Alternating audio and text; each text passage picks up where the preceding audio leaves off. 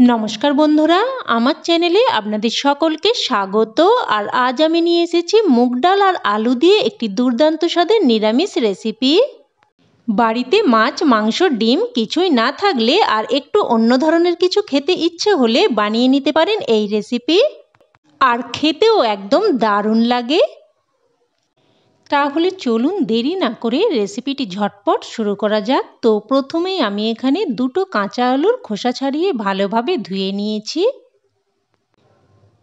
এবার এইরকম একটা গ্রেটারের সাহায্যে আলুগুলোকে গ্রেট করে নিচ্ছি।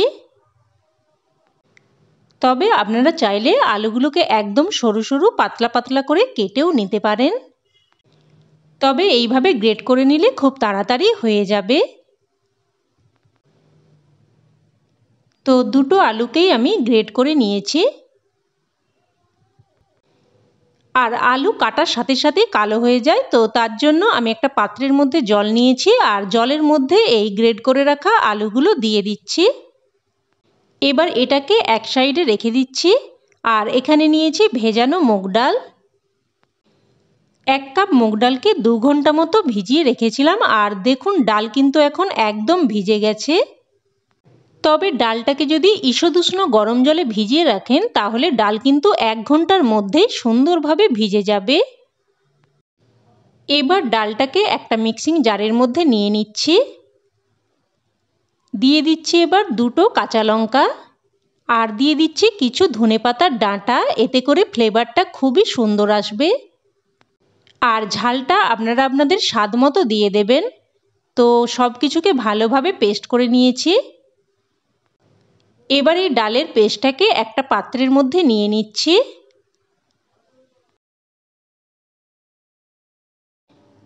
এবার এটাকে এক সাইডে রেখে দিয়ে মিক্সিং জারটা আবারও নিয়ে নিয়েছি। আর এর মধ্যে দিয়ে দিচ্ছি টমেটো কুচি। আর এখানে আমি একটা টমেটোকে কুচি করে দিয়েছি। আর দিয়ে দিলাম কয়েক টুকরো আদা আর 4টে পাকা লঙ্কা। আর এখানে হাফ ইঞ্চি মতো আদাকে ছোট ছোট টুকরো করে নিয়েছি। তো এবার সমস্ত কিছুকে পেস্ট করে নিচ্ছি। দেখুন পেস্ট করে নিয়েছি। এবার এটাকেও এক সাইডে রেখে দিচ্ছি। এবার জলের মধ্যে যে গ্রেট করে রাখা আলুগুলো ভিজিয়ে রেখেছিলাম ওটা নিয়ে নিয়েছি। আর দেখুন আলু থেকে এইভাবে খুব ভালোভাবে জলটাকে চেপে চেপে বের করে নিচ্ছি। একদম আলু থেকে খুব ভালোভাবে জলটাকে চেপে চেপে এইভাবে বের করে নিতে হবে, যাতে আলুর মধ্যে কোনো রকম জল না থাকে। তো দেখুন আলুগুলো নিয়ে নিয়েছি। এবার ডালের পেস্টটা নিয়ে নিয়েছি আর এর মধ্যে দিয়ে দিচ্ছি পরিমাণ মতো লবণ, দিয়ে দিচ্ছি অল্প একটু হলুদ গুঁড়ো আর দিয়ে দিচ্ছি অল্প একটু আমচুর পাউডার। আর আপনারা এর পরিবর্তে চাট মশলা বা ম্যাগি মশলাও ব্যবহার করতে পারেন।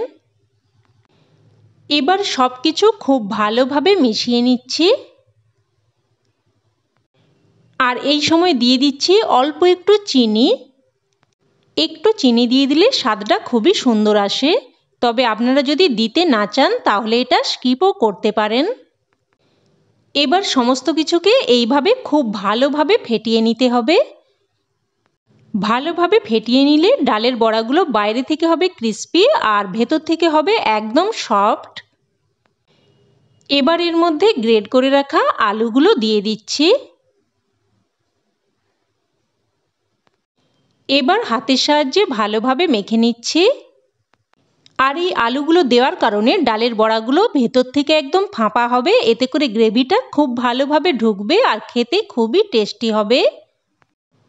ভালোভাবে মেখে নিয়েছি। আর এদিকে আমি কড়াইতে সরষের তেল গরম হতে বসিয়ে দিয়েছি। তেল ভালোভাবে গরম হয়ে আসলে এবার ডালের মিশ্রণ থেকে অল্প করে একটু অংশ নিয়ে নিয়ে এইভাবে তেলের মধ্যে দিয়ে দিচ্ছি।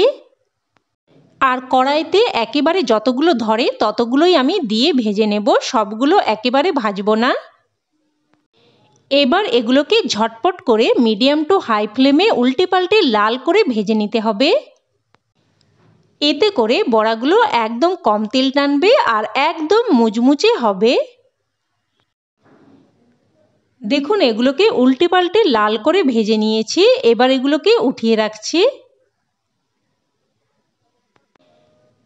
আর একই রকমভাবে বাকি বড়াগুলোও ভেজে নিচ্ছি। আর এই বড়াগুলোকে এইভাবেও শুধু শুধু খেতে পারেন, গরম ভাতে ডালের সাথে বা চা কফির সাথে স্ন্যাক্স হিসাবেও খেতে খুবই ভালো লাগে। তো দেখুন এগুলো কতটা মুচমুচে হয়েছে। বড়াগুলোকে ভেজে উঠিয়ে নিয়েছি আর তেলটা একটু বেশি হয়ে গেছে, তাই আমি কিছুটা তেল উঠিয়ে নিলাম। এবার এই তেলের মধ্যে দিয়ে দিচ্ছি হাফ চামচ গোটা জিরে, দুটো ছোট এলাচ, এক টুকরো দারচিনি আর একটা শুকনো লঙ্কা। নেড়েচেড়ে ফোড়নটাকে কিছুক্ষণ ভেজে নেব, যতক্ষণ না পর্যন্ত এর থেকে একটা সুন্দর ফ্লেভার বেরোয়। তো ফোড়নটা ভালোভাবে ভেজে নিয়ে এবার যে কাঁচা লঙ্কা, আদা, টমেটোর পেস্টটা বানিয়ে রেখেছিলাম ওটা দিয়ে দিলাম। মিক্সিং জারটা ধুয়ে অল্প একটু জলও দিয়ে দিলাম। এবার দিয়ে দিচ্ছি 1 চামচ জিরের গুঁড়ো, হাফ চামচ ধনের গুঁড়ো, হাফ চামচ হলুদ গুঁড়ো আর হাফ চামচ কাশ্মীরি লঙ্কার গুঁড়ো। এটা কালারের জন্য দিলাম, তবে আপনারা চাইলে এটা স্কিপও করতে পারেন। এবার নেড়ে চেড়ে মশলাটাকে খুব ভালোভাবে কষিয়ে নেব। দেখুন মশলাটাকে ভালোভাবে কষিয়ে নিয়েছি আর মশলা থেকে এখন একদম তেল সেপারেট হয়ে গেছে। তো আবারও একটু নেড়ে চেড়ে মিশিয়ে দিচ্ছি। এবার এর মধ্যে দিয়ে দিচ্ছি পরিমাণ মতো গরম জল। এবার দিয়ে দিচ্ছি পরিমাণ মতো লবণ আর দিয়ে দিচ্ছি অল্প একটু চিনি। যেহেতু নিরামিষ রেসিপি, একটু মিষ্টি দিয়ে দিলে স্বাদটা খুব সুন্দরভাবে ব্যালেন্স হয়। লবণ চিনিটা মিশিয়ে নিয়ে এবার গ্রেভিটাকে ফুটতে দেব। ফুটে আসলে এবার এর মধ্যে ভেজে রাখা পকোড়াগুলো দিয়ে দিচ্ছি। একটু নেড়েচেড়ে মিশিয়ে নিচ্ছি। এবারে পকোড়া বা বড়াগুলোর মধ্যে যাতে করে গ্রেভিটা খুব ভালোভাবে ঢুকে যায়, তার জন্য একটা ঢাকা দিয়ে মিডিয়াম ফ্লেমে 3 থেকে 4 মিনিট মতো রান্না করে নেব। 4 মিনিট পর ঢাকনা তুলে নিচ্ছি। আবারও একটু নেড়েচেড়ে মিশিয়ে দিচ্ছি। আর দেখুন বড়াগুলো গ্রেভিটা শোক করে অনেকটাই ফুলে উঠেছে আর একদম সফট হয়ে গেছে। আর গ্রেভিটা কিন্তু এই রকমই রাখতে হবে, কারণ ঠান্ডা হলে এটা কিন্তু অনেকটাই জমে যাবে। এবার এর মধ্যে দিয়ে দিচ্ছি হাফ চামচ গরম মশলার গুঁড়ো আর দিয়ে দিচ্ছি কিছু ধনেপাতা কুচি। আর আপনারা চাইলে এই সময় একটু ঘিও অ্যাড করতে পারেন। তো এবার গরম মশলার গুঁড়ো আর ধনেপাতা কুচিটা দিয়ে মিশিয়ে নিলেই রেসিপি কিন্তু একদম তৈরি। আর এটা গরম গরম ভাত বা রুটি সব কিছুর সাথেই খেতে খুবই ভালো লাগে। তো বন্ধুরা, রেসিপিটি যদি আপনাদের ভালো লেগে থাকে লাইক, কমেন্ট, শেয়ার করবেন।